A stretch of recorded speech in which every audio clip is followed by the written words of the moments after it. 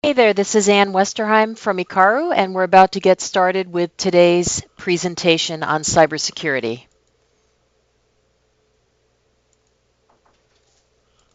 Okay, I just got a thumbs up on the audio from Nancy, so let's get started. I think most of the folks on the call are familiar with Ikaru. We've been around since 2001. We're a full-service IT company, and our mission is to provide, and from day one, is to provide enterprise-class IT to small businesses. And we do everything that's from help desk to CIO level strategy. And in this day and age, cybersecurity is a huge part of what we do. All right, so we start talking about cybersecurity. A lot of people are thinking, gee, I thought we already had security, or it's too expensive. A lot of confusion around this. I already have antivirus and backup. Why do I need anything else? I'm not a target. I'm just a small business. My data isn't that valuable. Who's going to want it? Another one we hear a lot is I have insurance, so I'm all set. And a cyber incident just wouldn't affect my business. I'll just go get another PC and I'll keep going. So this is a lot of what we hear, and what we're doing in our education events is trying to just kind of walk you through what's going on in the world. So 2019, a lot of people are talking about it's the year of cybersecurity. And we're going to be going over some foundational stuff to set the stage of what's happening in the world. And we also have, I'm drawing on some reports that just came out in the past week about spear phishing, some of the top threats and trends, and also the SonicWall annual cyber threat report just came out. So there's a lot in there that shows what's happening in the world. So to address the question of why do I need to do anything more than I'm already doing? It's because the world has changed so much. And our number one tip is just get educated and create a security culture in your business. This is not something you just sort of set it and forget it. It requires an ongoing dialogue and an ongoing evaluation of what's happening in the world. All right, so in the SonicWall threat report that just came out, just clearing up my screen here. One of the things that's really interesting is now all these firewalls around the world, we work with SonicWall. They're the number one small business firewall. And one of the really interesting things that, the intelligence that we can gather is data is collected from all over the world. So there's, millions of firewalls around the world. And, it's astonishing the number of threats that are blocked daily. But this collective intelligence is really something that helps everybody, because with AI and big data and kind of crowdsourcing all this information, nowadays you can get information in real time. So that's what enables the security to stay up to date in real time. So if you notice, if you're on the SonicWall with us, there's a subscription that renews. Either you're on a monthly plan or an annual plan where the subscription renews. And that's to keep all the data collection and updates updated in real time. Oops. And my screen just froze. Okay, there's the next one. So the stats from around the world are really astonishing. So if you just look at the overall malware volume, and it's tracked by different countries. Everybody's up except for China, and the U.S. is way up in terms of malware, because people know there's good assets to target in the United States. Some of the security trends, small and medium businesses account for more than half of cyber threats. They don't make the news. We're going to talk a little bit more about that. But this is a really common question we get. People say, I'm just a small business. Who's targeting me? These are random automated threats that just get blasted out into, millions of them that are blasted out everywhere. The other thing is cybercrime by the numbers. Michael George from Navigate last year said cybercrime is now larger than all other forms of organized crime put together. This is really massive. If you look at the threat landscape, the one thing that's really increasing a lot is this ransomware. And that's where your data, it's a kind of malware where basically your data gets held hostage. We're going to be talking a little bit more about that later. But one of the factors that's changed in the world with the advent or the widespread use of cryptocurrency, the bad actors can now hide behind that anonymity. So you get the dreaded ransomware requests, and they want to get paid in Bitcoin. It's anonymous. These bad actors really can't be tracked. Sometimes they get caught, but that's actually pretty rare. The other thing is the bad actors also they come up with new ways of circumventing security all the time. So a lot of trusted PDFs and Office files are going to come through. They look like standard attachments, but without some sandboxing on the firewall, you're at greater risk because it just looks like a regular Word document, etc. So as security has increased, the types of threats have gotten a lot more creative. And in a lot of ways, the emergence of the cryptocurrency has just given a way for the bad actors to really make a lot of money off of this. So that's really what's fueling them. For those of you who were at our cybersecurity lunch a while back, we talked about this case, the city of Atlanta. What was interesting, though, is it took months and months for them to get back into action. They did not have an adequate disaster recovery plan. So their data was mirrored, as is very common in municipalities. The mirrored data, as soon as the ransomware gets on the system, it attacks everything. And it's estimated that it cost over $17 million to get back in action. And it took about 6 months to get everything fully up and running again. The other thing, though, is as folks, you see these headlines. Okay, Atlanta, that's far away, but the cyber attacks are also happening locally, and they're hitting small businesses, and that's something that really we encourage all of you to talk to your employees about this. Folks will see the headlines. Just go through these logos. So in one way, these headlines with the big companies, Target, Home Depot, Wendy's, Whole Foods, Marriott was a big one a while back where passports were leaked. These things make the headlines, and on the one hand, it increases awareness. But on the other hand, it kind of feeds to this false sense of security among small businesses that says, okay, well, I'm not a big company like Target or Chipotle. I'm not a household brand. And it really is just that these folks are big enough to make the headlines, but the stuff is happening everywhere. Locally in Massachusetts, just recently, the public defender system was shut down for weeks. They got some ransomware, and it really impacts a lot of people. They couldn't do work, couldn't access information, and employees couldn't get paid. About a year ago, Leominster Schools locally was hit. They didn't have an adequate recovery plan and wound up paying $10,000 in Bitcoin to the bad actors. A really horrible situation, but they're shut down, and there was nothing else they could do. In terms of reputation, this is out of our geography, but this is a medical practice in the Atlanta area that was hit, and these are reputable. This is a reputable, hardworking firm that they're there helping their patients, helping their community. They're the victim of a crime, and then their name gets dragged through the mud, which is really atrocious. And this is something to be aware of ahead of time. These are all the various headlines. So, a lot of people think, well, small businesses aren't affected. The stats show, yes, they are. And it's just that they don't make the headlines. So if a 10-person, 20-person company gets hit, it just isn't big enough it's not going to make national news. A lot of times it's not reported because it's extremely embarrassing for folks to admit they were hacked. They don't want the bad PR. Depending on industry regulations, there may be legal ramifications, so you won't hear about it. But there are local incidents that are not in the news. And in our line of work at eCar, we will occasionally get calls for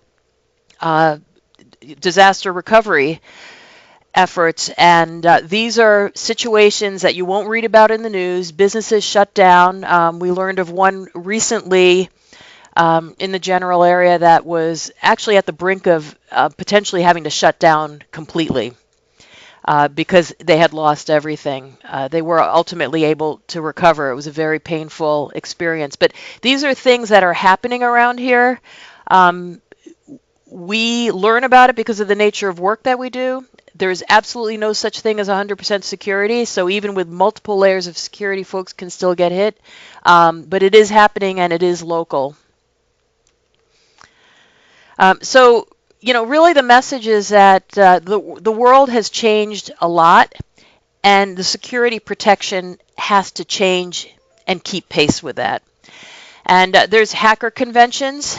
This is big business, and they get together and have trade shows just like everybody. Whether you're a machine shop in your medical industry, accountants, the hackers all get together too. There's also organized crime around the world, foreign, state-sponsored hackers. This is cyber war, if you will, and there's a lot of activity in this area.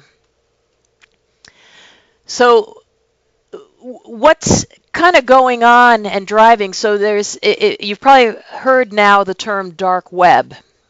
And what that means, this is a really popular graphic to think about it, because what you see in terms of the day-to-day internet that you use, like you go on Google and you do searches, and maybe you look up, you read the daily news at CNN, etc. That's on the surface web, and it's just there, and it's searchable, and it's out there. Then in terms of deep web, there's a lot of stuff that's accessible through the internet, but it's locked down with passwords. So academic databases, medical records, etc. Think about a lot of people use Salesforce, different online business applications, but these are all protected. You access them through the internet, but they're protected on the other end. And then the dark web is basically where everything illegal happens. And sadly, the Tor was developed to help protect politically oppressed people, but it's just wound up being used by people who have figured out that they can hide behind the anonymity and commit a lot of crimes. And that's where all the darkest, most awful stuff is on the web, and that's where all the crime is occurring. This is a screenshot. This is from Krebs on Security.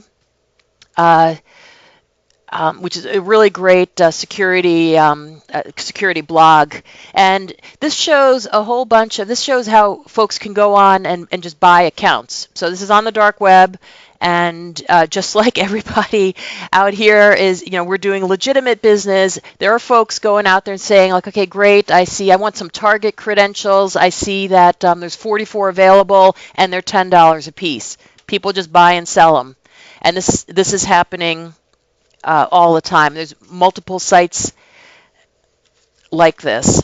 And you may think of why, okay, well, if I change my password, how's this stuff get out there? Well, when the major breaches that you read about, like Target, etc., when that happens, within estimates are within 17 minutes, that stuff is being bought and sold on the dark web.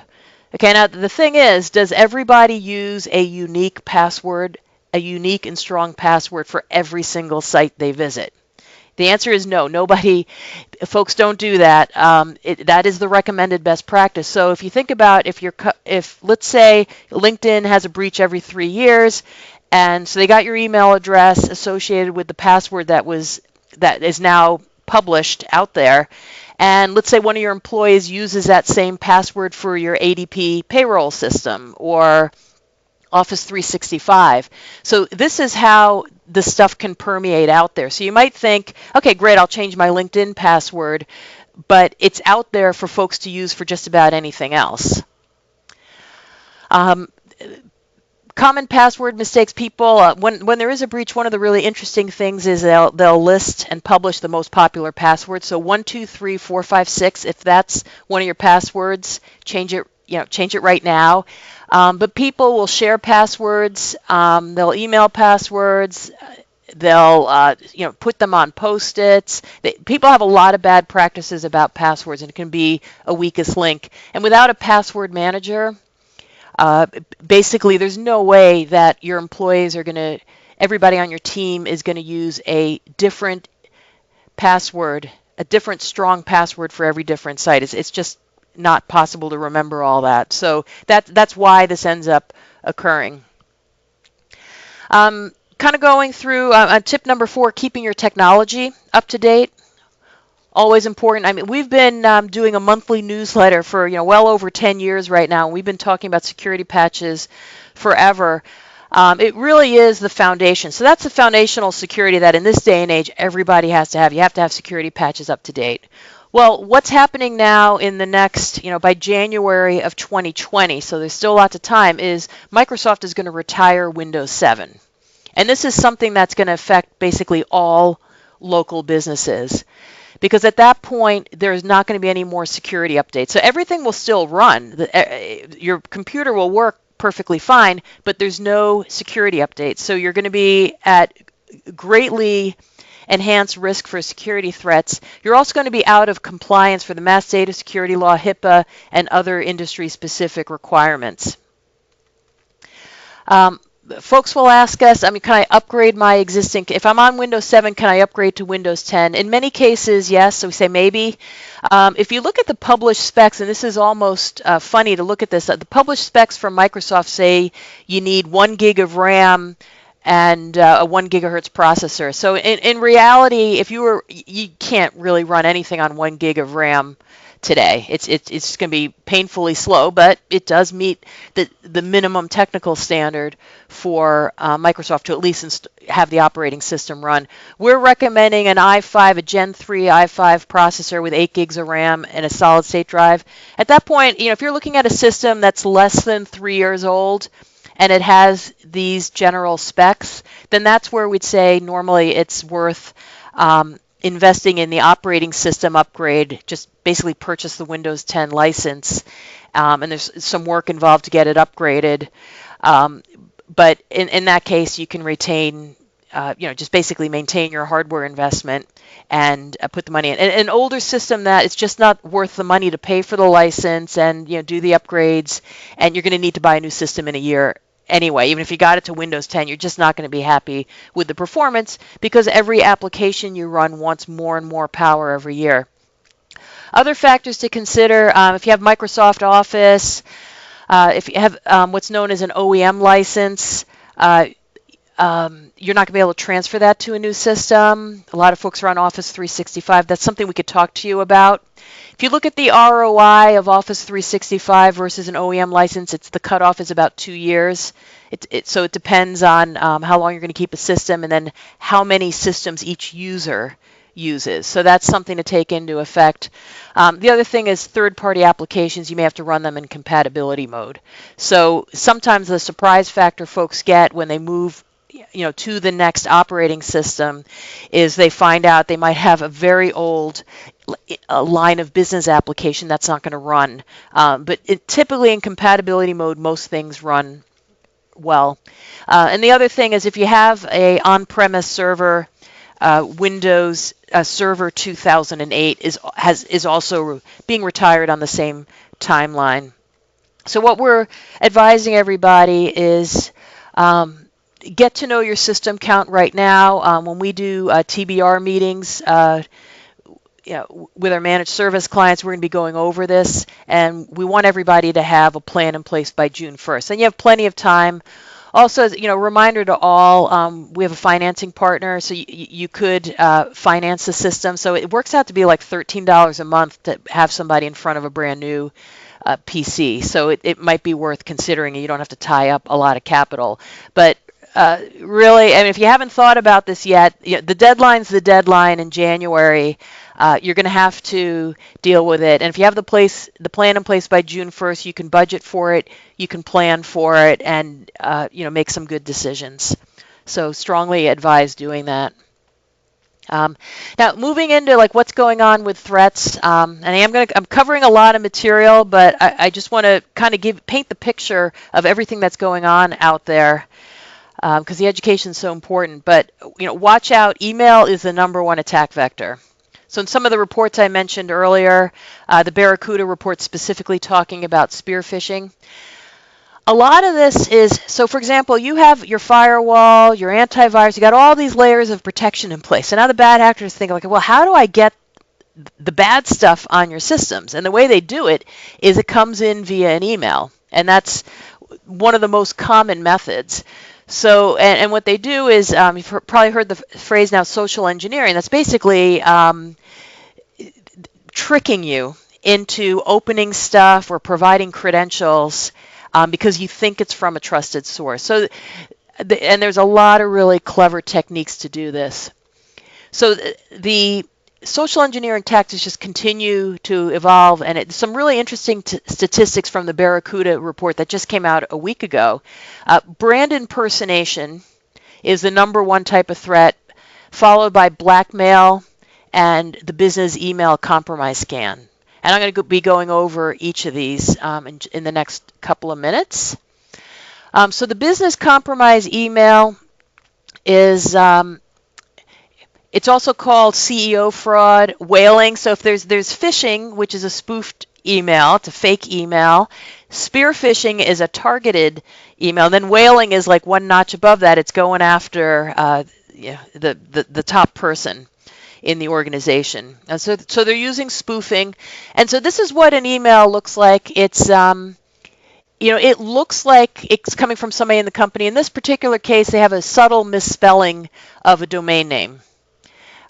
We've seen examples of that locally, that in that case somebody actually went through the trouble of spoofing the domain name. So more high visibility companies are going to see this.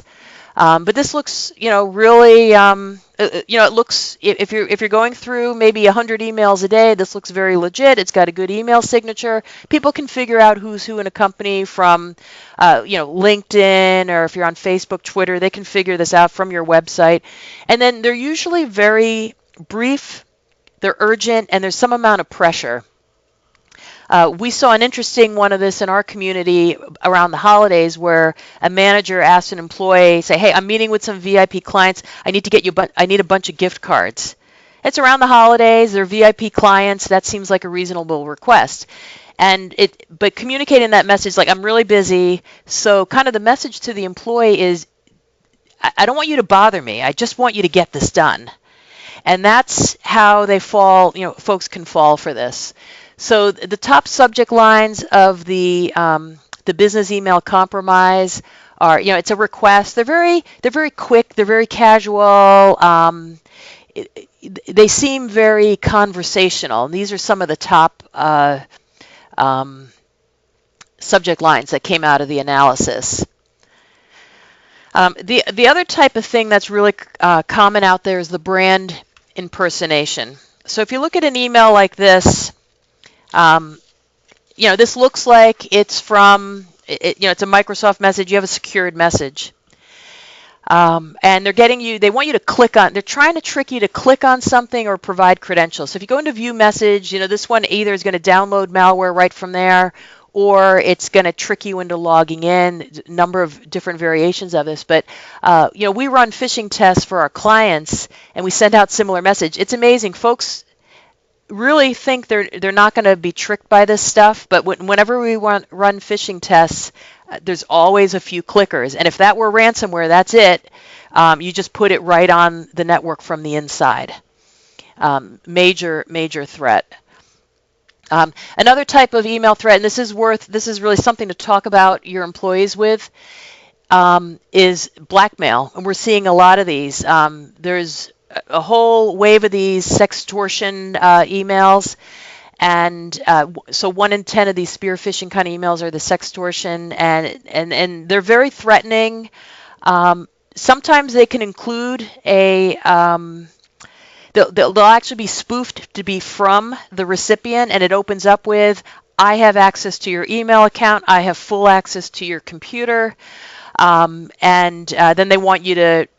There's some threat in there that they're going to, talk about some illicit acts if you don't pay in Bitcoin. And folks can be really scared by this. And this is one I saw from early this morning. "Hey, you may have noticed I sent this from your email account." It's not really from the email account. We look at what's known as a technical header. You can actually, by analyzing that, you can see it's from somewhere else. But it's very easy to just put in a different email address. It's not hard to do. If you look at the full technical email header, it's not from where it says it's from. It says they have full access to the system. In some cases, people are pulling off passwords from the dark web. Remember I said, LinkedIn gets breached every couple of years. Yahoo, every single credential Yahoo has ever had has been breached. So they'll send the email to you. They match it up with a password. And maybe it's not a current password you use. It may or may not be, but it is really scary when folks get this. And we know of somebody in the community who got an email like this, got so scared they called the police, and the police didn't know about the threat, thought it was a real threat too. This was kind of early on. There's been more education around this, but we called the local police department to go over threats like this too, just in case people called in. It's extremely scary to get one of these threatening messages. We've also seen bomb threat emails as well. That came out in the news. There are a bunch of schools that were shut down several months back over that. These are the most, in terms of getting back to the brand impersonation, these are the most spoofed brands. So again, hey, you got a UPS package that needs to get picked up. These are things that people are going to click on. So educate your employees. What you see in an email, it might look very legit. We run phishing tests from Amazon, Microsoft. People always click. We also see in this Barracuda report, they talk about cyber attacks being timed. They're seeing spear phishing attacks spike around the holidays. Certain days of the week are more popular. We saw in the community there was a wave of ransomware attacks right around Thanksgiving. They were clearly timed to hit, and they can be done with timers as well. Don't really have time to go into that, but they were absolutely hit to deploy right when people were going away for the holidays. Then they run encryption right through the holiday. So this is a very common tactic. So ransomware, again, that's where your files get locked up and the ransom is requested. So here's, typical scenario is this one's done through LinkedIn, but, somebody, it's a spear phishing attack. Hey, I notice you're hiring. I want to send my resume over. Yeah, sure thing. The resume comes over. They try to click on it. It just won't open. Okay, so you got 100 different resumes. Okay, they didn't save it right. Something went wrong. You just move on to the next thing. You don't think about it. Well, on a timer in the background, everything's getting encrypted, and then you wind up with the encryption message. So there's a delay. There can be it takes time for the encryption to occur, and they usually wait to show you the message until there's enough damage done. And it could also be done on a like a delay timer. So a lot of times something funny will happen, but they don't put two and two together. But they may realize, oh, you know what? A week ago, I did get something weird. And that's when you can kind of piece it together. And we're coming up on a half hour here. I know folks are busy, need to get back to work. I have a little more material I want to cover. I'm getting towards the tail end here. But in terms of stuff coming through email, and that's really the number one method, even if you have a spam filter, we recommend that everybody have an email security filter on. Some people find them annoying because then stuff's in quarantine, but it is really, really important. Because a lot of threats, and so a lot of threats will be blocked by that, the vast majority of threats. But still some can get through because they're carefully designed to not have a malicious link. They constantly change their methods. So as we talked at the beginning about this, like the AI and the crowdsourcing of information. Well, if the scammers keep changing what they're doing, it's not going to register as the same thing. It's not going to get picked up by security filters as well. Spoofed messages may be highly targeted. I've seen some really, really good ones. And our team here is on full alert of anybody ever asking for a password. We're on full alert, and we hope we're not annoying people, but it's for everybody's protection. We will authenticate. Smaller batches are being used by these targeted scams, and that's done as well to bypass security filters. So it's a cat and mouse game. Security is enhanced, and then the threats kind of figure out how to get around that. So we recommend a combination of technology. So there's a lot of technology things that you put in place to secure your business, but it's never 100%. And really, the user security training. So like attending a webinar like this, or sharing, we can share out these slides to your your other users at your site as well. But you got to talk to users about this because the bad threats are being designed to get around it. And just as a reminder to all, the Mass Data Security Law, and actually there's a copy of this in the handout, so you can download this. This came out in March of 2010. And it specifically says that education and training of employees on the proper use of computer security systems and the importance of personal information security. This is one of the requirements that you have to deliver for the Mass Data Security Law. It's something that has to be done at least on a minimum of a 1-year schedule. But the full law is attached. It's actually a quick read, and really Massachusetts was ahead of its time.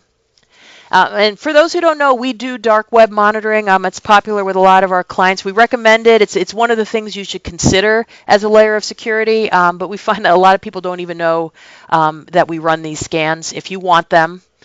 The other thing is a training platform. We fish our own employees.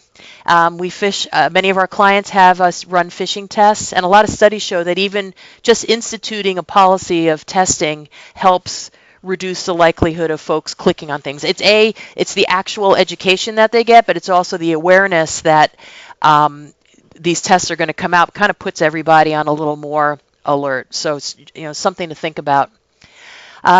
Tip number 6, I'm going to be wrapping up here within the next 5 minutes.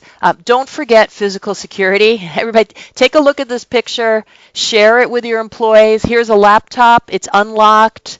The phone voicemail's unlocked. There's an iPhone that's sitting out there unlocked, a USB stick. There's so many, plus a wallet and a credit card, right?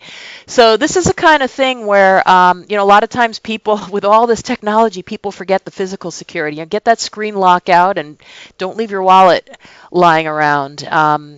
Post-its, with the password, really big no-no. That is actually specifically prohibited in the Mass Data Security Law. I recommend reading. It's actually impressive. I was surprised. It's 2010. We're 9 years later, and those guidelines are really strong. The other thing, tip number 7, is Internet of Things. A lot of threats around Internet of Things, and people are putting in Nest thermostats and Amazon Alexas, little smart IP cameras,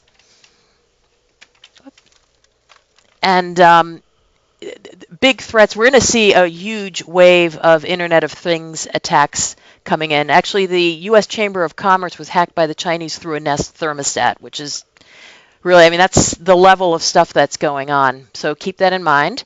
And tip number 9, make sure you have a plan in place. The business owns the data. This might be your employee information, your customer information, your designs, everything you do. That's owned by the business, and the business owner needs to protect that data. Information technology, the IT work that we do, we help keep networks, and we basically will keep your network up and running, within the budget of the business.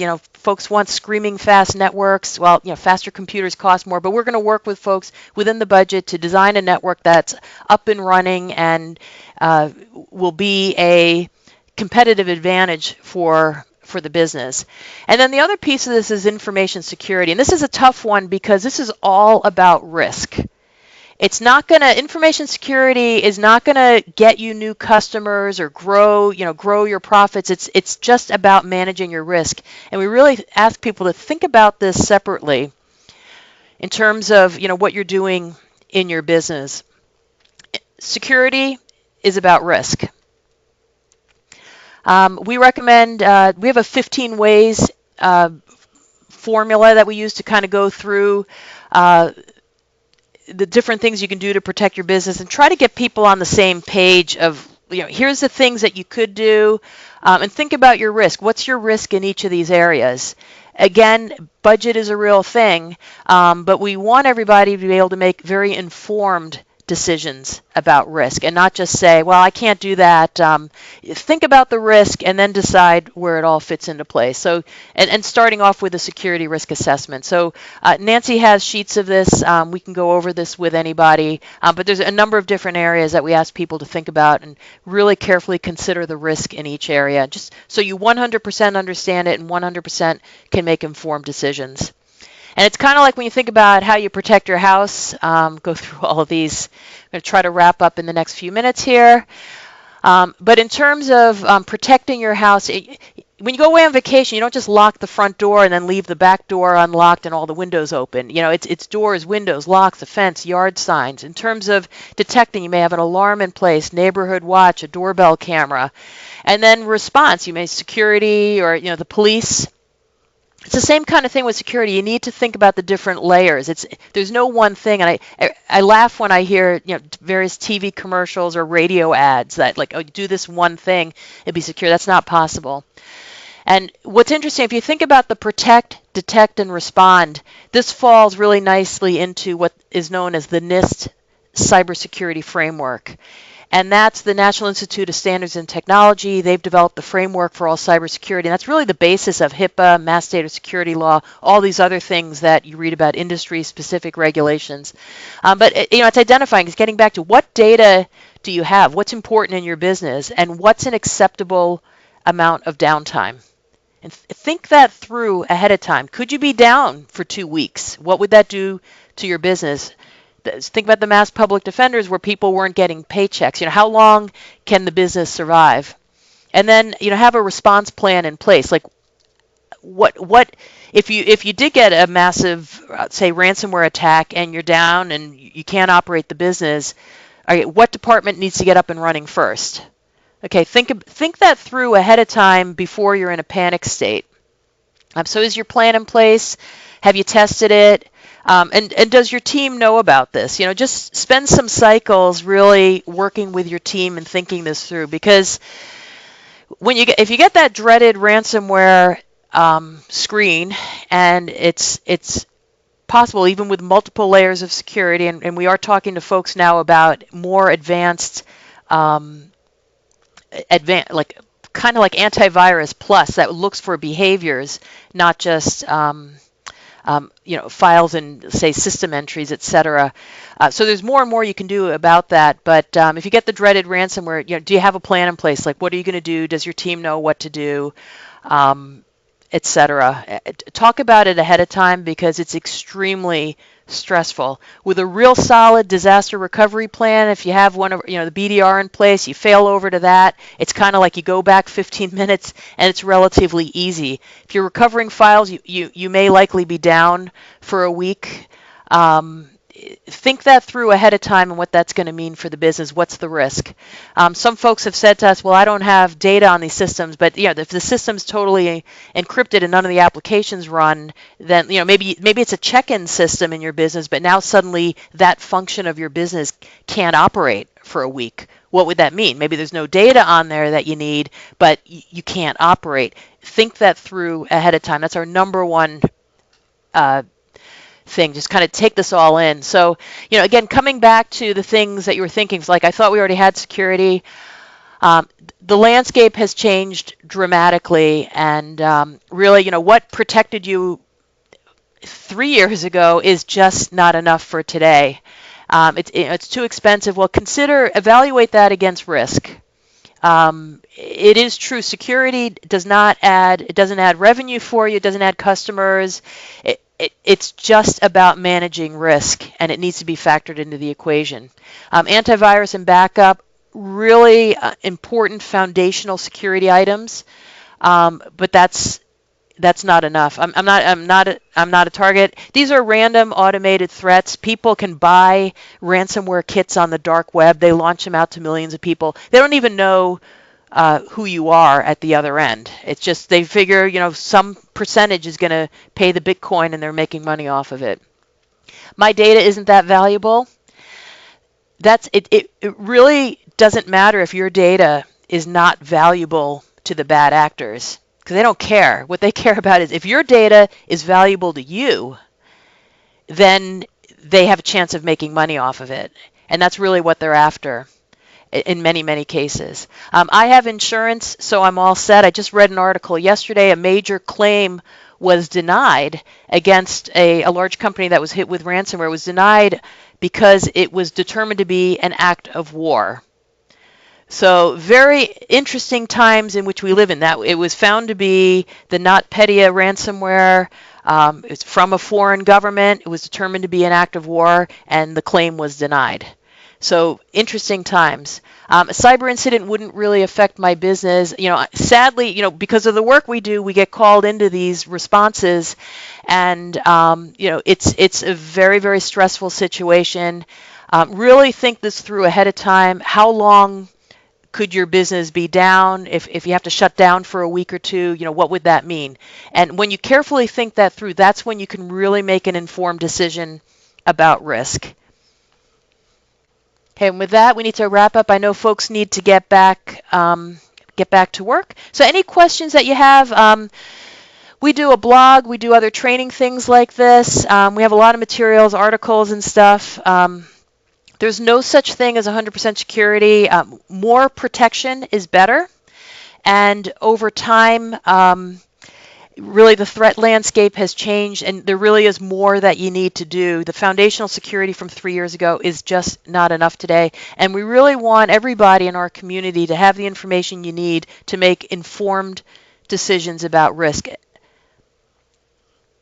All right, and with that, I'm going to wrap up and let folks get back to work. Thank you so much for joining us today. Here's my contact information. We're very active. Our blog is active. I'm very active on LinkedIn and Twitter, so please follow us. Also on Facebook, we have a social media feed there as well. Any questions that you think of, we need to wrap up now, but shoot us an email. If you want to review your security schedule a time with us to review this. And with that, I'm going to thank everyone for joining. Thank you very much. Bye-bye.